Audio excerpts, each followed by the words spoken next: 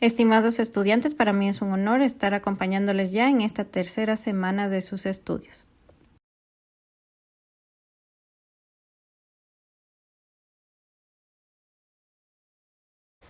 Hoy analizaremos lo que corresponde al pagaré la orden, por lo tanto ustedes deben revisar lo que corresponde al Código de Comercio, al texto básico y a la guía básica.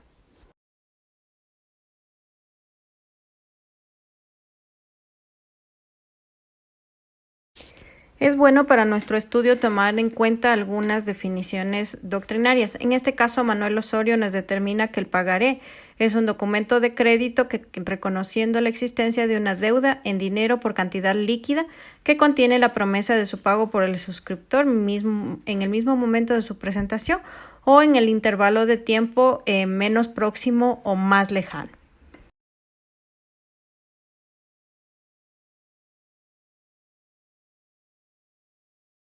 Entre tanto, en el Código de Comercio ustedes encontrarán la definición de pagaré a la orden en el artículo 186, en donde se determina puntualmente que el pagaré es un título de contenido crediticio por el cual una persona llamada otorgante promete incondicionalmente pagar una suma determinada de dinero a otra denominada tomador o beneficiario a su orden o al portador.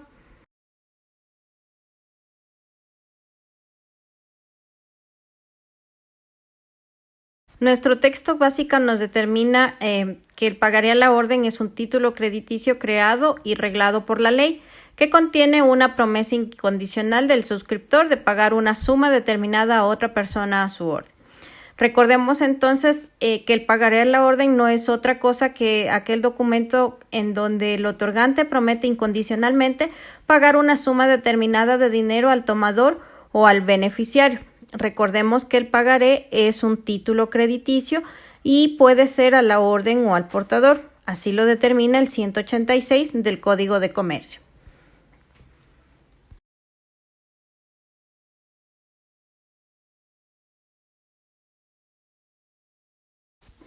Recordemos que los requisitos del pagaré a la orden los vamos a encontrar en el artículo 187.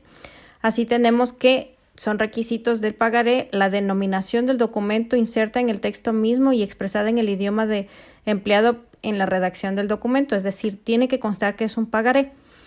B. Los pagarés que no llevaren la referida denominación serán, sin embargo, válidos si contuvieren la indicación expresada de ser a la orden. C. La promesa incondicional de pagar una suma determinada.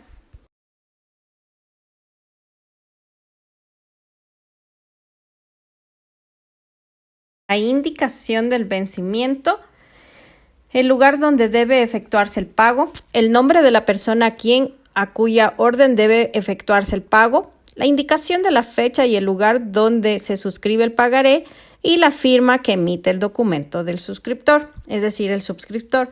Tenemos que tener en cuenta que todos estos requisitos deben estar puntualmente señalados en el pagaré para considerarse pagaré a la orden, salvo en los casos determinados por las situaciones determinadas en la ley, es decir, el pagaré cuyo vencimiento no estuviera indicado se considerará como pagadero a la vista.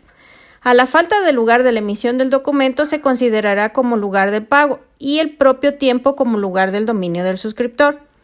El pagaré sin lugar de su emisión se considerará suscrito en el lugar designado al lado del nombre del suscriptor.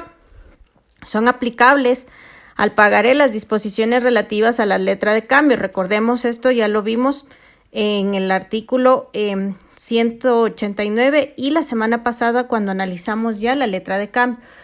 ¿Qué normas se pueden aplicar?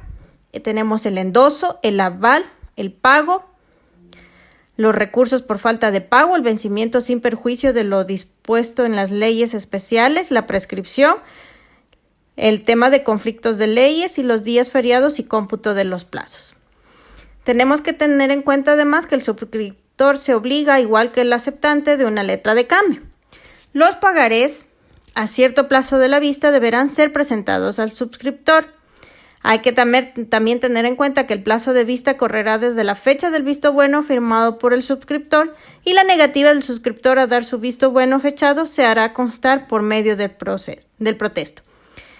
Hay que finalmente tener presente que en el pagaré a la orden, la fecha del protesto sirve para el vencimiento del plazo a la vista.